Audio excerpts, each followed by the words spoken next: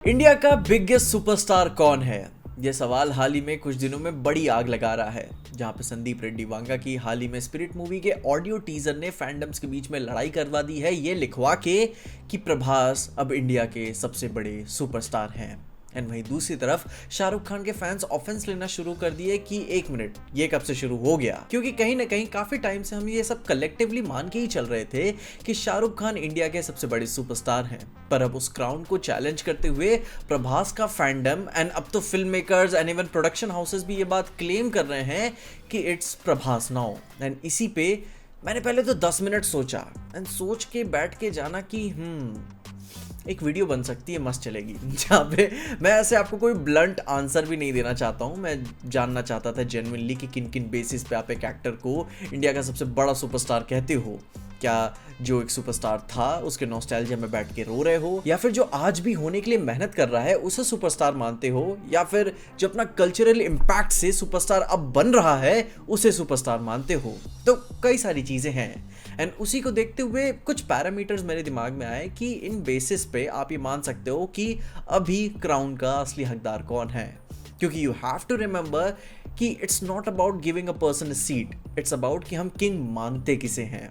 And इसी के basis पे वो बाहुबली का वो सीन याद है ना, कि जब भल्लाल देव को राजा घोषित कर दिया जाता है एंड सब भल्लाल देव पे कम चिल्लाते हैं बट बाहुबली पे ऐसा चिल्लाते हैं कि सबको आसपास फील हो जाता है कि एक्चुअली में बाहुबली के लिए शोर मच रहा है, भले ही वो बगल में ही क्यों ना खड़ा हो। नाउ अब अगर शाहरुख खान से ही हम शुरू कर रहे हैं तो by holistic repeatable set of standards, global reach, decades of box office influence, awards, industry influence, brand value, cultural impact, longevity, plus comebackability, brand collabs, international visibility, government honors, worldwide profile, and पूरे के पूरे देश के brand ambassador बनने के role, social media का footprint, decades long की leadership, legacy, and सबसे बड़ी बात कि सुपरस्टार के रूप में खुद को पॉशली, एक्सपेंसिवली खुद को कैरी करके चलना कि yes, he is the king. There's just no competition कि कोई मान ना सके कि शाहरुख खान इंडिया का सबसे बड़ा सुपरस्टार नहीं है। And it's not just about India, from Mumbai to Morocco इतने सालों से इंडिया जाना ही जाता हुआ आ रहा है कि शाहरुख खान की वजह से बॉलीवुड जाना जा रहा है, हिंदी सिनेमा जाना जा रहा है, कितने सारे फॉरेनर्स तो इसी बात पे बस इंडिया को जान रहे थे कि ओके बॉलीवुड, शाहरुख खान, हिंदी सिनेमा, और वो भी all thanks to Shahrukh Khan का चार्म। एंड यही चीज तो एसआरके की फिल्मोग्राफी एंड इमेज में नजर आती है कि बंदा कितने टाइम से ये क्वालिटी मेंटेन करके रखा है, जहां नो मैटर कैसी भी मूवी हो, किसी भी तरीके से वो परफॉर्म करे, जब SRK as an actor versatility and marketability को खुद के साथ लेकर आता है, उसे आप डिनाई नहीं कर सकते कि एसआरके इंडिया का सबसे बड़ा सुपरस्टार है।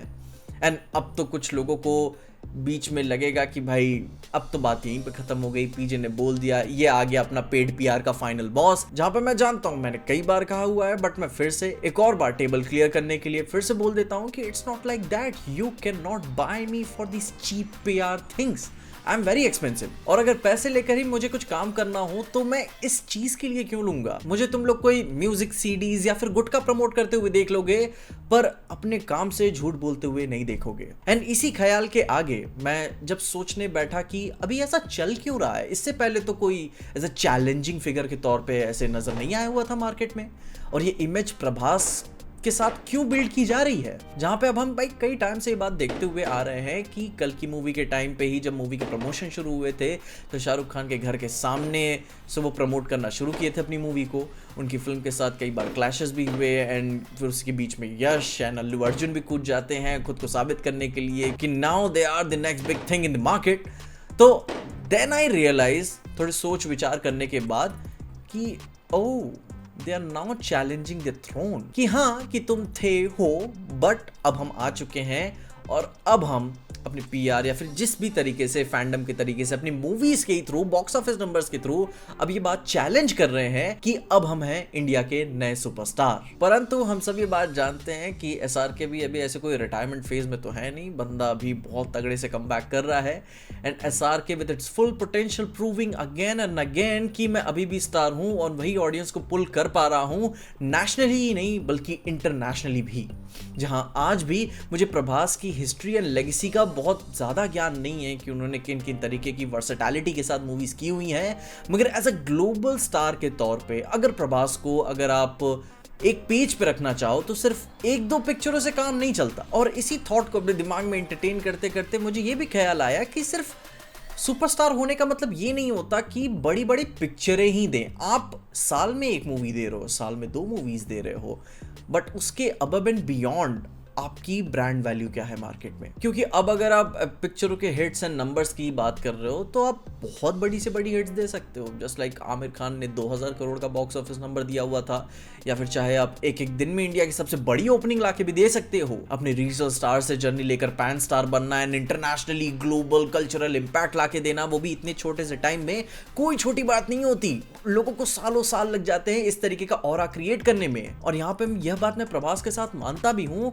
कि जितनी हाई बंदे ने खुद के बलबूते पे जनरेट की हुई है अपनी ओपनिंग्स को लेकर, बॉक्स ऑफिस रिकॉर्ड्स को लेकर, भाई वो खुद ही नेक्स्ट को तोड़ पाएगा और कोई नहीं तोड़ सकता प्रभास के रिकॉर्ड्स। एंड इसीलिए लास्ट के 10 इयर्स ने प्रभास के लिए एज अ स्टार होने के लिए जो जो कुछ भी किया है, all thanks to S Rajamouli. उससे बड़ा स्टार और कोई नहीं है इंडिया में। ये यस मैं बोल रहा हूं, Prabhas became the most bankable pan India star of this generation. हम मरते दम तक नहीं बोलेंगे।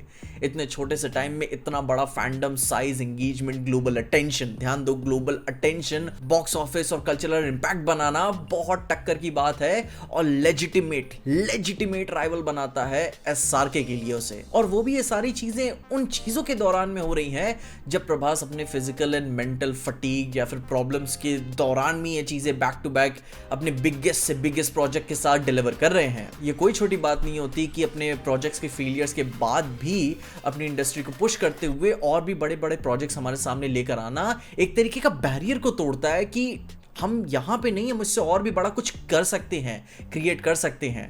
एंड ये बार बार हिट्स लेना और कोई भी इंसान नहीं कर सकता।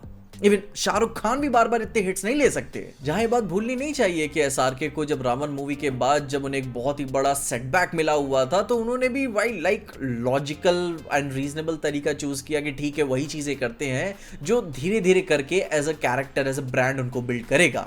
एंड प्रभास को एट दिस पॉइंट ऐसा कुछ बहुत जरूरत भी नहीं है कि बैक टू बैक इतने बड़े बड़े प्रोजेक्ट्स को वो चूज करे, पर कहीं ना कहीं ही knows and using that big power to push big money and big movies जो कि most Bollywood stars compete भी नहीं कर सकते उसके, I mean सपने भी नहीं देख सकते। एंड ठीक उसी के बलबूते पे ही, उसी ब्रांड वैल्यू, उसी सुपरस्टार ब्रांड वैल्यू के बलबूते पे ही वो एसआरके के साथ लाइक वर्दीनेस के साथ compete कर पाते हैं।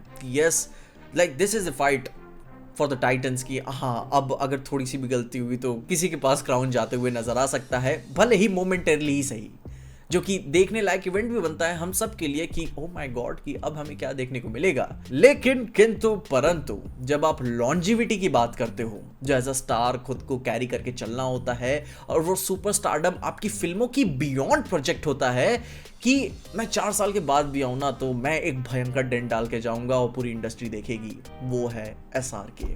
The guy simply knows how to build a legacy. वो बंदा बिजनेस जानता है।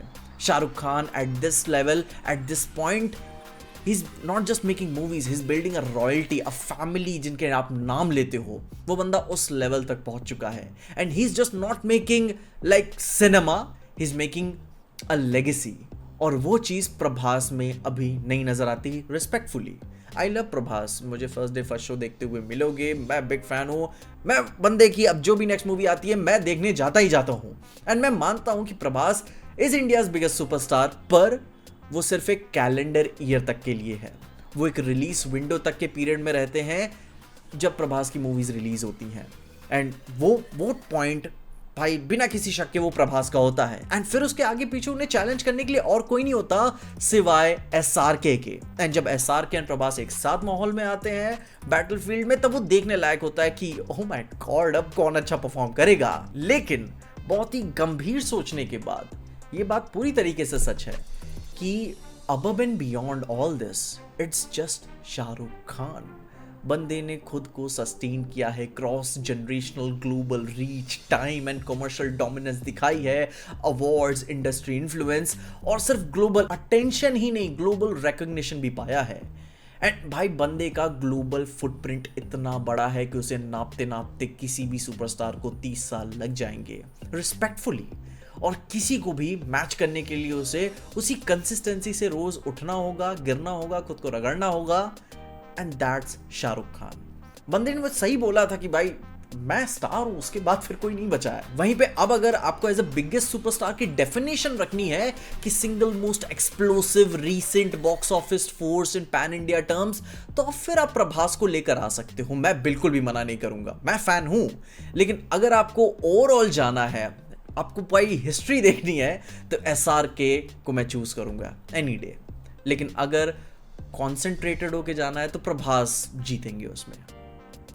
नाउ फिर अब वहीं पे बात कर ले फिर से वांगा की, जिसको फुल सर्कल मोमेंट देते हैं वीडियो को। तो ये बात मैं यहीं पे होप करता हूँ कि प्रभास को स्पिरिट मूवी के साथ उसकी वो लाइफ की सबसे बड़ी मूवी इधर यहाँ से मिल सकती है। बाहुबली के बाद वो हाइप सेम चीज यहाँ पे रिक्रिएट हो सकती है जो बाहुबली के लिए प्रभास ने किया हुआ था। वो ऑरा, वो हाइप दोबारा से स्पिरिट के साथ रिक्रिएट हो सकता है और मैं वो देखना चाहता हूँ पूरी तरीके से। एंड मैं वो देखना चाहता हूँ कि उस पोटेंशियल से भरा हुआ प्रभास वापस जब स्क्रीन पे आए वांगा के भरोसे के साथ, तो कितना बड़ा एक्सप्लोजन होता है। एंड ये बात मैं समझता हूं, ये वांगा की picture, he is an aggressive film maker, ये उसकी मूवी है तो वो बेचेगा प्रभास को सबसे बड़े तौर से। एंड क्योंकि प्रभास को ऐसे पुश करने का मतलब है कि वो खुद को भी तो ऐसे पुश कर रहा है कि कल को और भी सिर्फ पैन इंडिया ही नहीं बल्कि पैन वर्ल्ड तौर से भी खुद को प्रेजेंट कर सके, अपने इंडियन सिनेमा को ग्लोबल स्केल पर दिखा सके। क्योंकि इवेंचुअली इंटेंट तो वही है ना, इंटरनेशनल कोलैब, डॉनली एंड एवरीथिंग जो हमें कहानियों में देखने को मिलने वाला है, it's going to be the biggest event in India. And अगर वांगा ने कोई कॉम्प्रोमाइजेस नहीं किए इस मूवी में, जो कि पहले से बंदा नहीं करते हुए आ रहा है, तो पिक्चर आग लगाएगी। पर फिर वही बात आती है कि सिर्फ 1, 2, इवन 4 पिक्चरों से भी आप किसी की सालों दशकों से बनी हुई लेगेसी को ऐसे ही गायब नहीं कर सकते। और वो भी तब नहीं गायब कर सकते जब बंदा रिटायरमेंट में नहीं बैठा हुआ है, वो भी भाई बैंगर्स पे बैंगर्स डिलीवर कर रहा है। एंड वहीं अगर Vanga is an aggressive film maker, he is pushing aggressively his star and movie, तो वहीं दूसरी तरफ SRK भी कोई नरम गरम नहीं चल रहे हैं, he is also pushing bangers, और वो भी बड़े बड़े नंबर्स के साथ।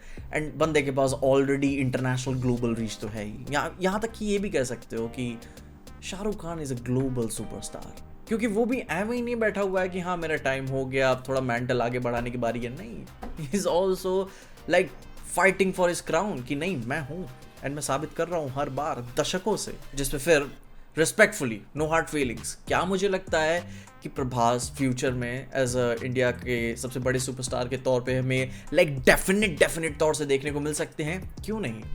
बट लाइक कंसिस्टेंटली आपको प्रूव करना पड़ता है। जस्ट लाइक वीडियो, सिर्फ 1, 2, 4, 10 वीडियोस के बैंगर्स देने के बाद आप खुद को लाइक बिगेस्ट कंटेंट क्रिएटर नहीं कह सकते। You have to consistently deliver कि हाँ इसी हिसाब से मैं लोगों को एंटरटेन करता हूँ, वो भी बॉन्कर्स क्वालिटी एंड नंबर्स के साथ। बाकी किंग बनने के लिए पुराने टाइम में भी फॉर्मूला वही था, आज के नए टाइम में भी फॉर्मूला वही है कि defeat the giant and the kingdom is yours. उसके अलावा अभी जो इंटरनेट पे फैंस के बीच में चल ही रहा है वो तो अपनी जगह बात है ही।